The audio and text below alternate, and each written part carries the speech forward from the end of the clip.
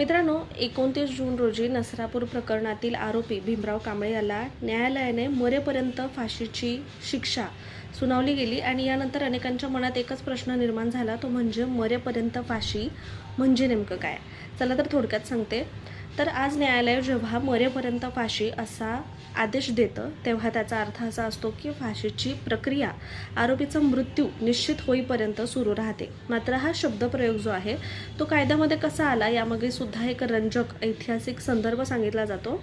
British राजवटीच्या काळामध्ये फाशीची शिक्षा ठराविक वेळेसाठी दिली जात होती आणि काही नोंदीनुसार ती 2 किंवा 3 मिनिटांपर्यंत होती आणि त्या काळामध्ये एका आरोपीचा खटला अमरावतीचे नामांकित बॅरिस्टर आणि स्वातंत्र्य सैनिक दादासाहेब खापर्डे यांनी लढवला होता आणि त्यांनी न्यायालयाची परवानगी घेऊनच आरोपीला प्राणायाम आणि श्वासावर नियंत्रण ठेवण्याचं प्रशिक्षण दिल्याची कथा सांगितली जाते.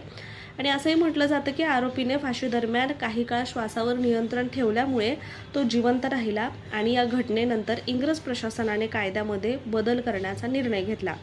त्यानंतर फाशीची शिक्षा केवळ ठराविक वेळेसाठी न देता हँग टिल डेथ म्हणजेच मरेपर्यंत फाशी असा शब्दप्रयोग कायद्यामध्ये समाविष्ट करण्यात आला आणि आजही भारतामध्ये मृत्यूदंडाची शिक्षा देताना हाच शब्दप्रयोग जो आहे तो वापरला जातो.